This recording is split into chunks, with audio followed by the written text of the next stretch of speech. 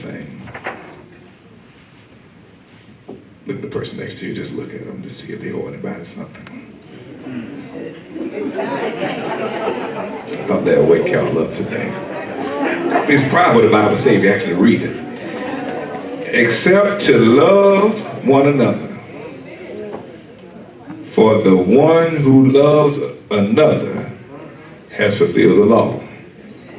The commandments: do not commit adultery, do not murder, do not steal, do not covet. If there is any other commandment, all are summed up by this: love your neighbor as yourself. Love does no wrong to a neighbor. Love, therefore, is the fulfillment of the law. Amen. Look at your neighbor and say, neighbor, care.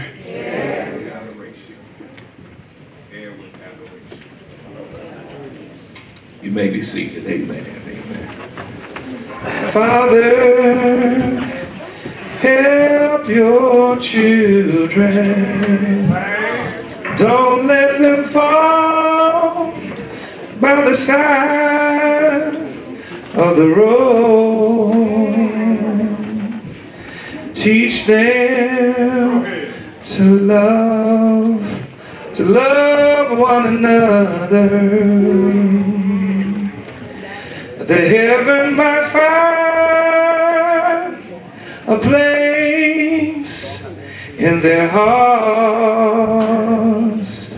Look at your neighbor, say, Jesus is love. He won't let you down. And I know that He's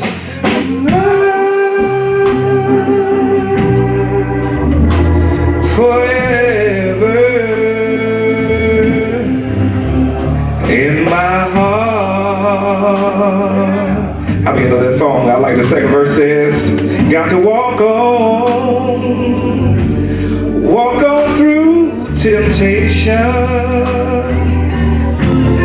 'cause His love and His wisdom will be our helping hand. And I know the truth and His words will be our salvation. Lift up our hearts to be thankful and glad. Lift your voice and say, Jesus is, as Jesus is love. He won't let you down. And I know He's forever. All in my heart. I want to sing that first verse once again. Let's say, Father, help your children. Don't let them fall by the side of the road. Oh, and teach them to love one another. The heaven might find a place in their hearts. I know that Jesus is love. He won't let you down. Oh, and I know He is love. Forever in my heart,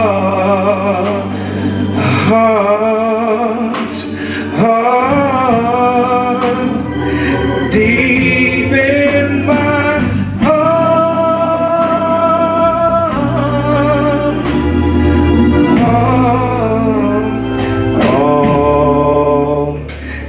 my heart. Clap your hands for Jesus, everybody.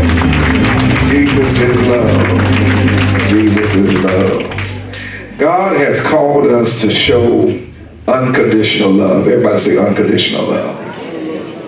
God has called us to show unconditional love to one another.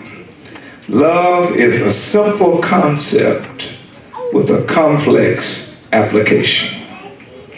It's kind of like trying to figure out how many bubbles are in a bar of soap. You know the soap's purpose is to clean and to refreshen and to revive. But the chemistry behind how we get so many bubbles is yet a mystery. Just maybe say it's complicated. Amen. Love is easy to receive, but difficult for humans to deliver. We love to be recipients of love, but we often fail to give love. We are called to love one another. The word that ties this message together is the word adoration. Everybody say adoration. Adoration is defined as a deep love and respect for someone. Adoration is when you really, really care about someone. Adoration is when they are on your mind and you want the very best for them. Adoration is when you are willing to make a sacrifice in order for them to receive the very best.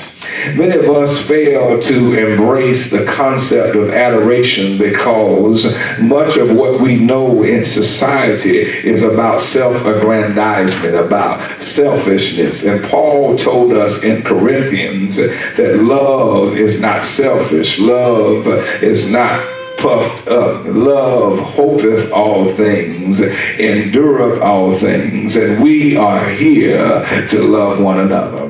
The word we often hear in the Christian family is the word agape love. Agape love is defined as benevolence, goodwill, and high esteem. Agape love is the highest form of love. I heard a preacher say this past Sunday that eros love is because of chemistry, and that's when you have an erotic attraction to someone. I heard him say that filial love is by chance. That's the family love that you have for your kinsmen, or like Philadelphia, brotherly love. You cannot choose the family that you were born into.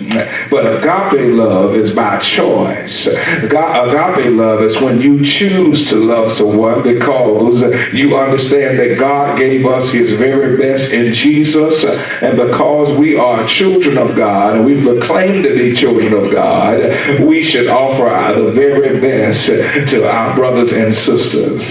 But here's the message today, brothers and sisters. We often fail to show love to one another because of the fear of rejection. Everybody remembers that note we got in elementary school. Do you love me? Yes or no or maybe.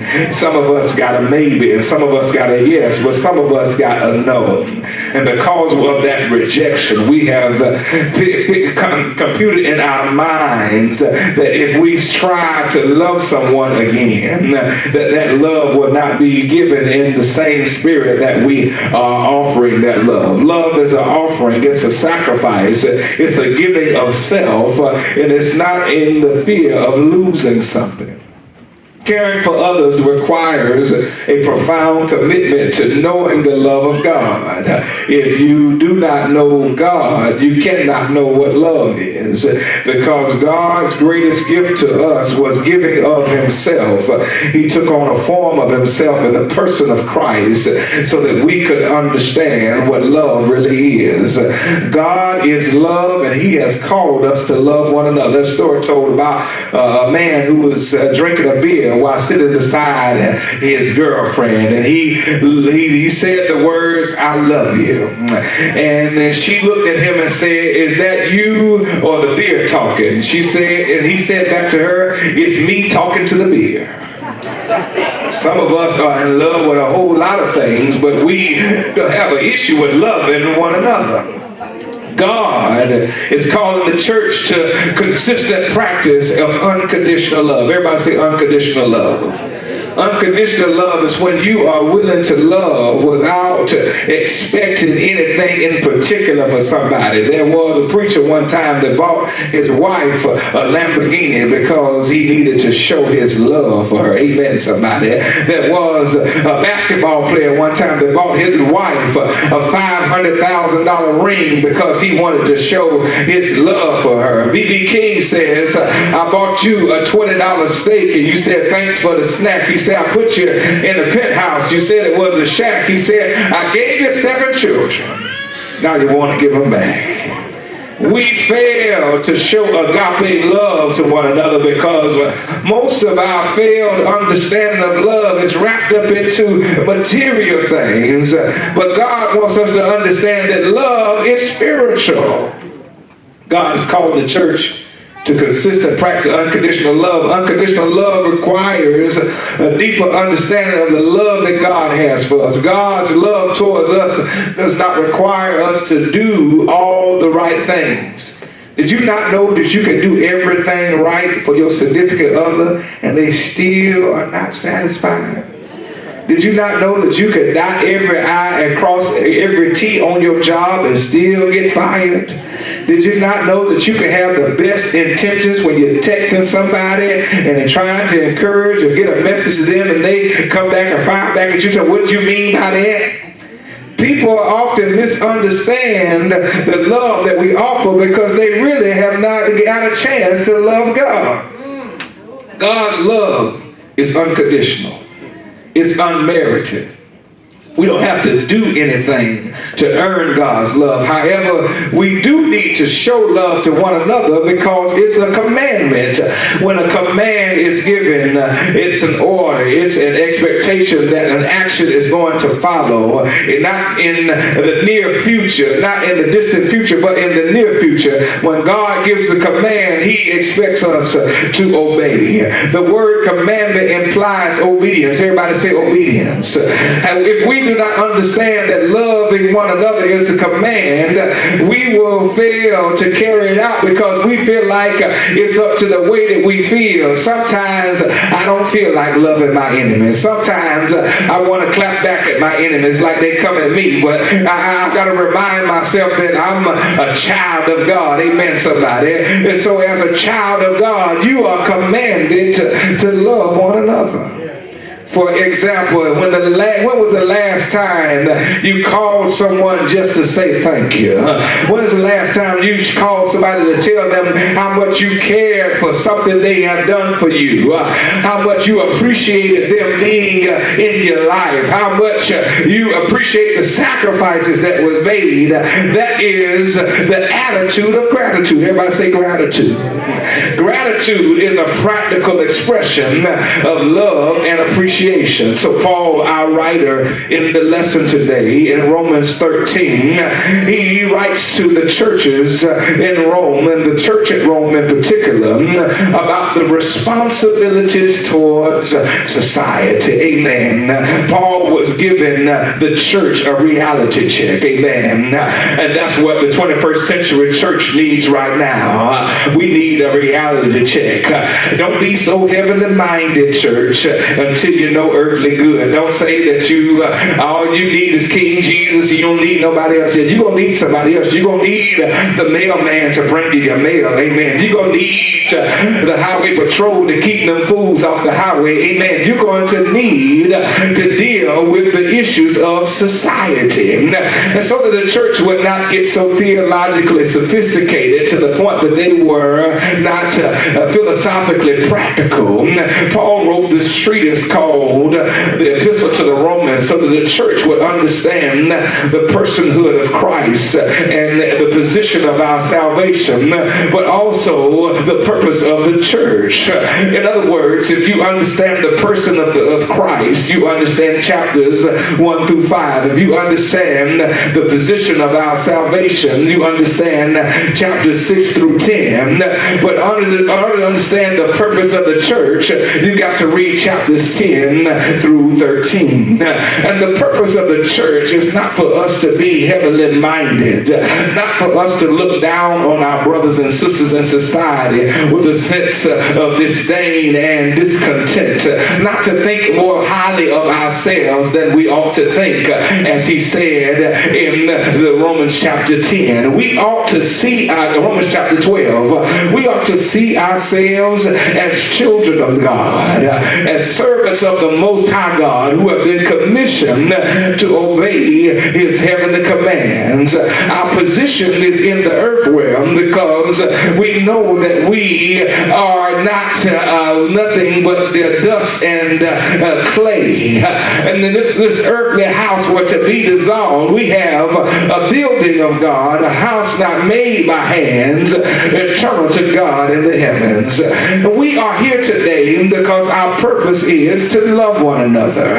If you fail to show love, Paul reminds you that you are to connect with the commandment of God to love. In verses 1 through 7, he discusses the responsibilities towards the rulers of the state. In verses 8 through 14, he discusses the responsibilities towards the rest of the state. We got to deal with the rulers and the rest. That's the position of the cross. It was not the Jews that killed Christ. That's a lie that's told by people who want us to be anti-Semitic. It was the Roman government that executed Christ. How do we know that? Because it tells us that the soldier, the centurion, pierced Jesus in the side with his spear. It was not the Jews that performed the execution. It was the Romans. The Jews just delivered him over to the Romans. Because we understand Jesus Christ as the Son of God, God giving of himself in the person of Christ, that he would express the highest form of love that he had towards us. The rest of these verses are to wrap our minds around what it really means to love your neighbor. Tell your neighbor you love them. You got to try it so that you can become addicted to it. Understanding that the love of God is so powerful, it has the power to change the wicked world around. The commandments of God still stand to this very day. The laws against adultery, murder, theft, and covetousness all add up to loving others as we love ourselves. When we love like this, brothers and sisters, we keep all of God's law in its true spirit. Paul reminds us to seek and satisfy in the laws of love. Paul reminds us that the love seeks and it satisfies. Paul, love seeks the very best for one's neighbor. Love satisfies God's command to love one another. How do we know this today? The text is raising a very important question because many of us are not feeling the love of the church. People are ostracized. People are omitted. People are overlooked in the pains and persecutions and problems of life. And what they really want to know, church, does anybody really care? Does anybody really care about my pains and my struggle? Does anybody really care about what I'm going through on a day-to-day basis? Does anybody ever pick up the phone to reach out and touch to say, brother and sister, how you doing? I'm a living witness today that when we follow God's command to love, we will be able to effectively love one another. And so let me help you today as we set a table for you and understand the reason why we have so much difficulty loving one another. The first thing that we do is we got to settle all debts and see the law of love. Just maybe say, settle your debts. Let me share with you a statistic. According to the 2018 CNBC poll, the average American citizen is $38,000 in debt, excluding their home mortgage. Just maybe say, you got some debt, and people owe more than what they can repay. People are in debt up to their eyeballs. They got check cashing loans. They got payday loans. They got hardship loans. They got got student loans, and they got 39 and 33% interest loans because they owe somebody, and because the debt is so high, we can't see our way to tomorrow. It's suffocating us so much we can't shout, we can't sing, and many of us can't even say hello. Because we are in so much debt to man, we feel that we cannot pay our praise and adoration unto God. Look at verse number 8. It says, do not owe anyone anything. By show of hand, how many of y'all got some bills? Raise your hand, tell the truth, you got some bills. So is Paul talking about the light bill? Is he talking about the phone bill? Or is he talking about the credit card bill?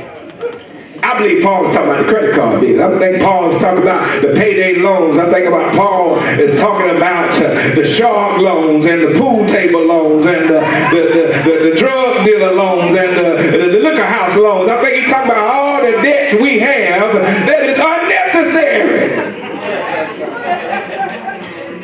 And we want to go borrow money from somebody, knowing good and well we can't pay it back. We look at it and say, I got you. I'm good for it. And some of us borrow money from other people to pay back Paul.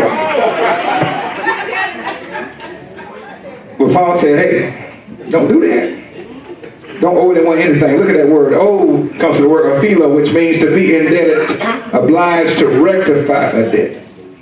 So if you are in debt, which is most people, Paul says you need to have a plan for how you're going to get out of debt. In other words, it starts with not spending more than what you already have. It means making sure that you give God what is due to Him. And all of the overflow that comes from obedience to God will satisfy the debts that you have to man. Now, don't owe nobody anything because you have a greater responsibility than paying back check into cash and check and go. You got a greater responsibility of paying money, fast money and check into cash and all those other people. Your greatest responsibility is to love one another. You owe God love. You owe me love. And if you have failed to deliver me the love that is due to me, you are in debt to me. And it is my duty and my responsibility as a child of God to remind you of the debt that you are into me and I am into you, to love one another. So in other words, if you got an alt with your brother, if you got somebody that owe you some money and you don't stop speaking to them because that money they owe you, or a family member or a friend that you done thrown under the bus and you done wrote off because that $25 they borrowed from you in 2013 and they ain't paid it back and you holding a grudge and lifting up prayers to God and asking God for a blessing and an anointing, God says you got a debt to settle. And you go to that person and you tell them, I love you unconditionally. As a child of God, you got a debt, a responsibility to love them in spite of that $25 that they owe you. They got you so mad that they took all your Holy Ghost, they took all your shouting and your praise because you're so wrapped up and tied up and tangled up into the systems of man instead of understanding the Savior called Jesus Christ. Secondly, after we settle all debts and see with all love, secondly, we got to seek the best for our neighbors. Just maybe say, seek the best. Seek the best for our neighbors. In other words, there's a saying we have in society that says beggars can't be choosers. Anybody ever heard that? In other words, you got somebody that asks for a ride, and you give them a ride, and then they tell you 2-3 more places they got to stop before they get to where they ask you to go. My grandma used to do that. Hey man, my brother said he know my grandma. She says she need to go to the grocery store, but by the time she get in the car, she need to go pick up stuff from the pharmacy. She got to go by the cleaners, and then she got other places to go. And then did you get in the doghouse and you say, Grandma, I ain't got time to be going all the places. You be glad I'm taking you somewhere. Anybody think like that? It's just me. Beggars can't be choosers is not a Christian philosophy. That's the way the world thinks, because people have a certain social status, because people are from a certain side of the tracks that they got to take what they can get or leave it. God did not have that mindset when he spoke through Jesus in the parable of the Good Samaritan, because what happened? The man was beaten and robbed, left for dead. A Levite and a priest passed him by, but one who was believed to be his enemy picked him up, put him on his beast, took him to the embassy suites, cleaned him up, poured oil in his wounds, and paid for an extra day's stay, and said, whatever I pay, whatever I owe, I'll repay when I return. He gave him the very best. And that's the kind of love that God has for us. God doesn't move you from section 8 to section 9. God doesn't move you from the back of the bus to the middle of the bus. God wants his children to have the very best. And the reason why people are skeptical about the concept of love, because everyday society does not show love. Everyday society locks people up in cages because they come from the south of the border, and talks about putting a wall up at the south of the border. But we ain't trying to put no wall up in Canada. We ain't trying to put no wall up in Nova Scotia. We ain't trying to put no wall up in Manitoba or in British Columbia. We put a wall up around Mexico because we don't want black and brown people to come in here and get a chance for a better way of life. Everybody deserves the very best. But when we see people trying to block people from getting the very best, it's a failure to show love. The word love comes from the word agapeo, which means to take pleasure in. It means to wish well. You ought to not wish anything bad on anybody. As a child of God, you ought to wish the very best for your brothers and sisters. You ought not think bad of anybody. If you see somebody doing something wrong, you ought to go to them privately and say, brother, sister, I'm praying for you. Brother and sister, I want the very best for you. There is a better way, but if we are not willing to show others the way, how will they know the way? Seek the very best. Parents, you ought to want the very best for your children. Not because you're trying to impress them or you're trying to impress anybody else. It's because you ought to know that Jacob's ladder says every round goes higher and higher. We ought to seek the very best for our neighbor. Paul reminds us that we ought to love our neighbor as we love ourselves. Do not commit adultery, do not murder, do not steal, do not covet. If there's any other commandment, all these are summed up in the loving our neighbor as we love ourselves. If you really want to love others, you got to love God. You got to love yourself. And God wants us to seek the very best of our neighbor, for our neighbor, because we ought to treat others how we want to be treated. Thirdly and lastly, satisfy the law of God. Touch neighbor and say, I'm satisfied. When we say we're satisfied, we're particularly talking about being satisfied with Jesus. If some of us have that wait and see mindset to say we're going to wait and see how things turn out in November before we decide if we're going to get involved in our community. We're going to wait and see how things turn out with our finances before we decide to start giving to the church. We're going to wait and see if our marriage is going to get better before we decide if we're going to love our husbands or wives. God is saying to us, that's the wrong way of thinking. We can't have this wait and see mentality before we do what he has commanded us to do. God has called us to obey his command to love, because love satisfies all of our needs. Satisfy the law of love. In verse number 10, it says, love, therefore, is the fulfillment of the law. Everybody say fulfillment. Fulfillment comes from the word pleroma, which means fullness. It means filling up. It means completion. My brothers and sisters, when we talk about overflow, we're not just talking about financial or material blessings. We're talking about the spiritual power of God filling us up so marvelously and so abundantly that we have a peace that surpasses all understanding, that we have a glow and an anointing about us that is so strong that no devil in hell can steal our joy, that we have a peace that is so secure that we know that God was satisfied in Jesus being the perfect sacrifice, and by Jesus being the perfect sacrifice, when he gave of himself on Calvary's rugged cross, that he would show us that that's love. That's what the songwriter said. Jesus went to Calvary to save a wretch like you and me. That's love. If you really want to satisfy the law of God, you got to sacrifice yourself unconditionally and then be willing to say, God, fill me up with your power. Fill me up with your Holy Spirit. Let others see Christ in me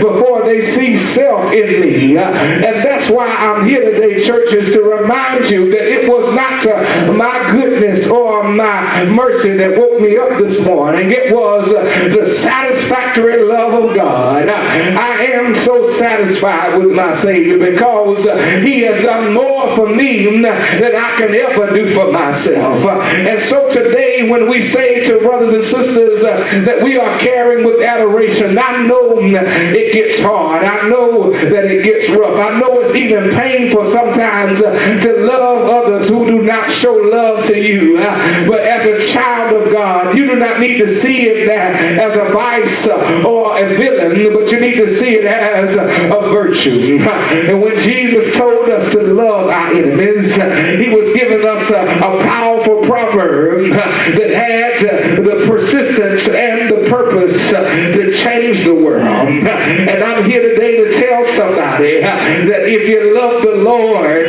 with all your mind, with all your heart, and all your soul, and all of your strength, you can carry out the command, and you can say, like you ate a $50 steak dinner, and when you clean your plate, that's a sign to the waitress and to the chef, and say, thank you for the meal, I'm satisfied. And as I get out of here today, I'm wondering if you are eating from an empty plate or you're eating from a full plate, because when you have been fulfilled, when you're full of the Holy Spirit, when you're filled up with the love of God, you understand that you have the fruits of the Spirit.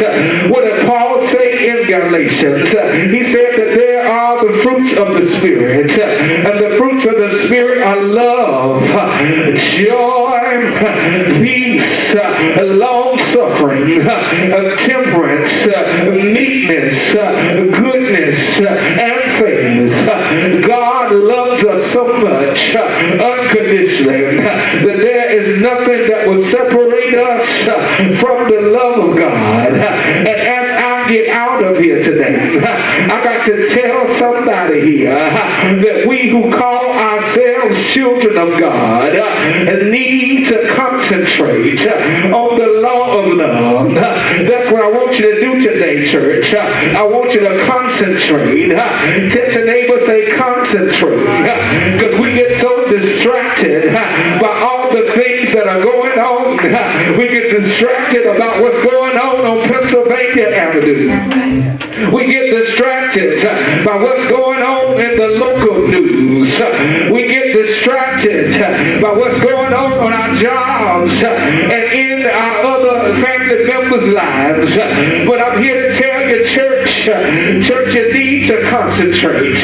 When you concentrate, you focus on what God has in store for you. And I need to remind you that God is telling us that we got to focus on our obedience. When he gives us a command, the command is to be followed.